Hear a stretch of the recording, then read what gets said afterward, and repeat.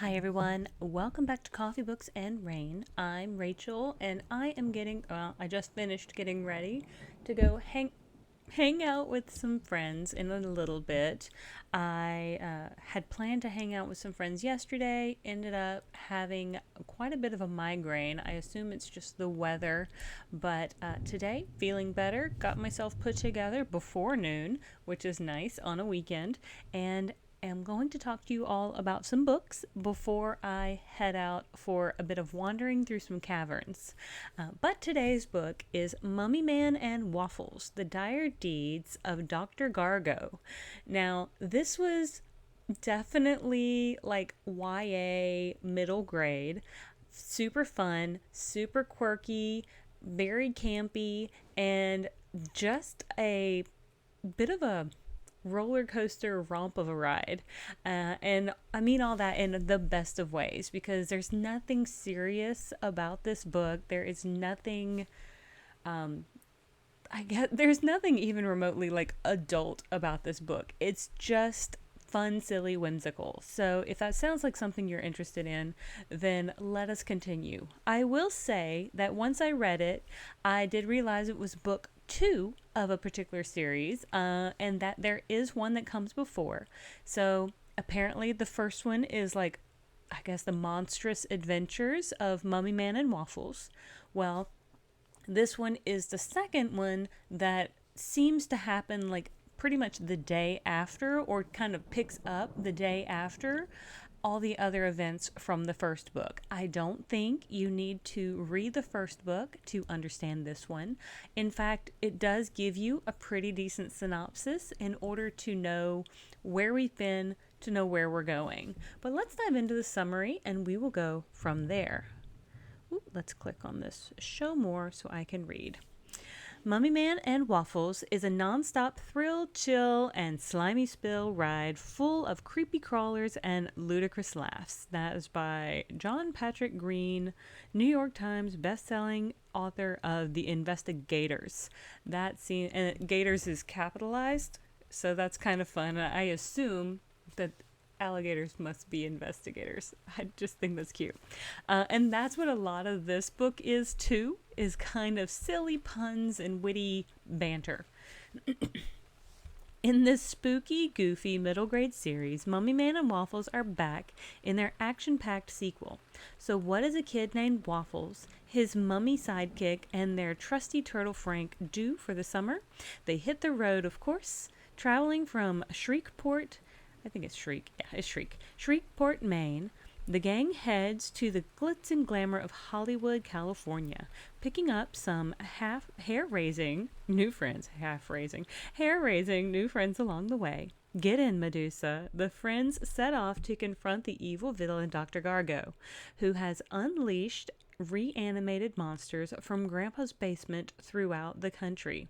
Along their journey, they encounter a terrifying series of monsters, including the Hoboken werewolf, a tornado with a face, and even a giant space blob. When they ultimately discover that what Dr. Gargo is really after, it's up to Waffles to make a difficult decision that could change everything. This book will make you realize your summer vacations seriously need some supernatural upgrades.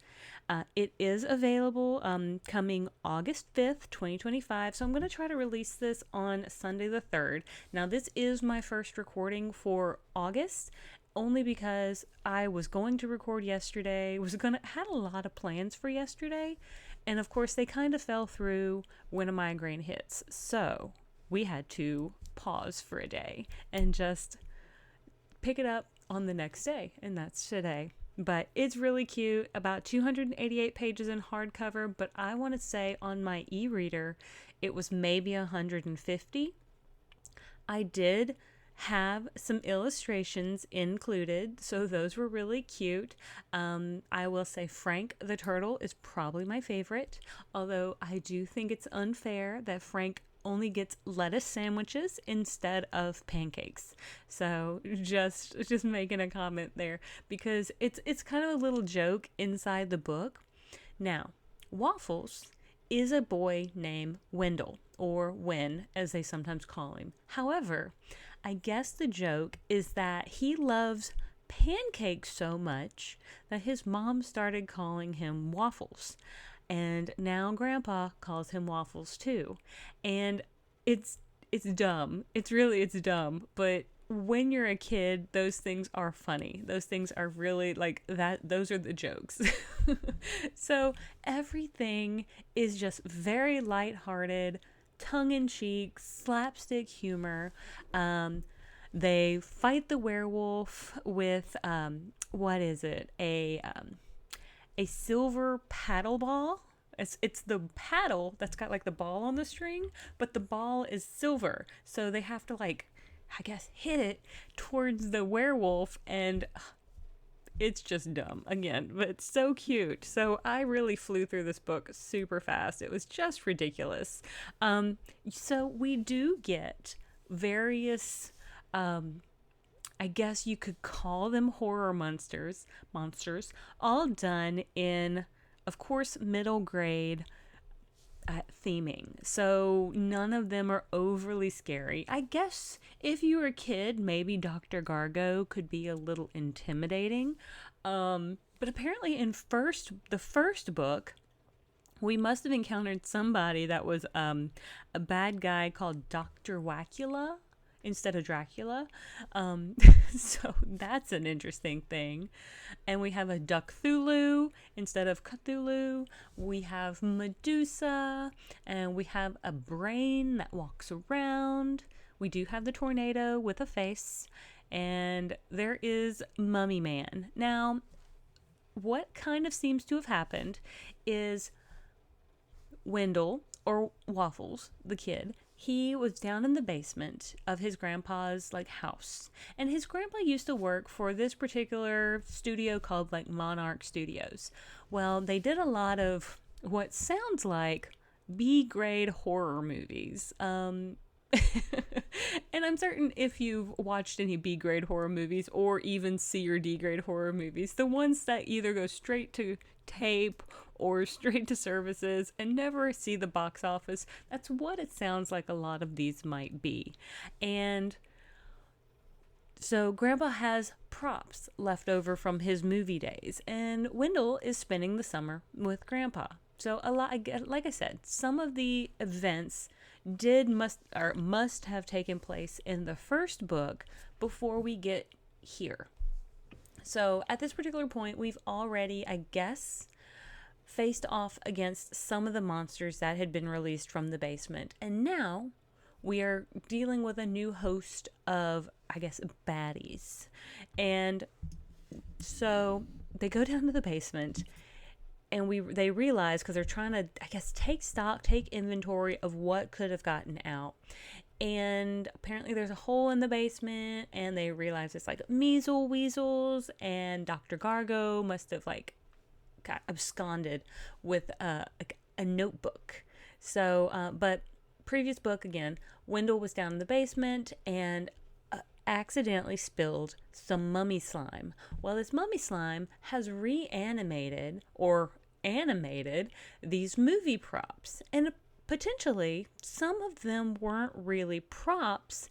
They had come from like a parallel world, like through a portal.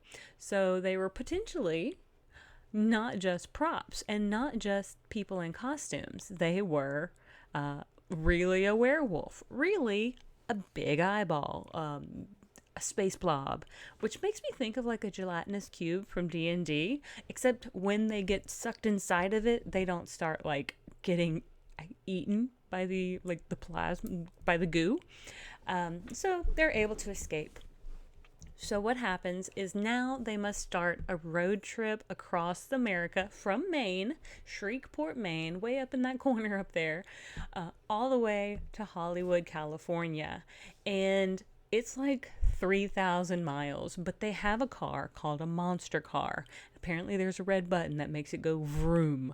And so we do kind of spend a good chunk of the book working our way across the country, encountering various monsters that there's no ultimate demise of any of these monsters in my personal, like, just going ahead and letting you know. There's no, like, none of them meet their end, so to speak, but most of them change their ways in various ways. Because again, we're middle grade, we're not actually killing people off. We're just turning them from the path of being bad to a much more, I guess, kid appropriate friend sort of pathway. They're, oh, okay, I'm sorry, I didn't mean to do bad things. So that's kind of where we are with this particular book. Again, really cute. I do see where we could continue this journey, because something happens towards the end that I feel like, well, now we have to resolve this part. They do make it to California. They do make it to Monarch Studios. I don't think any of that is a spoiler, but I'm not going to tell you what happens when they get to Monarch Studios. I've probably alluded a little bit to something that you may be able to, like, infer happens, but gonna leave that up to you guys to, like, see if you can piece together. Again, if you have kids, nieces, nephews, or if you just enjoy fun, campy, middle grade books with what feels like a lot of heart and friendship, then this may be just a cute book. Very much, I would say, very kid friendly. I would say no terse languages, and just like the tension, the quote unquote tension, is more like trouble in friendship land of miscommunication, things of that nature, where one person just isn't saying what's on their mind, the other person knows something's wrong, but they of course won't say anything. So you have that kind of sort of back and forth. But overall, it's really cute. And again, I do see that we will probably be getting a third one. I have plans to go pick up the first one, because if the second one was this cute and really well contained in my personal thought, then I think that the first one's probably also really well done. Now, from more of an adult reader, I will say some of the slapstick comedy was just kind of a little cringe. But again, I'm an adult who loves middle grade books, because I don't think everything in life has to be serious. I don't think we have to always read, I don't know, Tolstoy or somebody like that. And I don't think the world revolves around just drama. I mean, it probably does, but I don't care. I prefer to live apparently in more of a rainbow sunshine's positivity, fun, outgoing, and really slapstick comedy sort of way. And that's what I get with this book. And I absolutely picked it up because it said Mummy Man and Waffles. And I was like, I don't know what that is, but I'm picking it up because it sounds amazing. So glad I did, though, because I had a great time with it. Like I said, my ebook was also only about 150 pages, and this is my tablet that I tend to use. It was super cheap on Amazon, and it's incredibly basic, but it's great to just read a book, and that's what I was able to utilize in order to kind of, like, you know, get a pretty nice picture. The art is, I don't know, I don't want to say it's crudely drawn, but it's drawn in a very fun way. I don't know, I see the kid vibe behind it. And if I had kids in my, like, I have nieces and nephews, or a niece and a nephew, and I do wonder if my nephew would probably enjoy this. I'm not sure, but if I think of more kids, I may throw one of these, like, towards their parent and be like, can you give this to them for Christmas or something? Because it's just fun.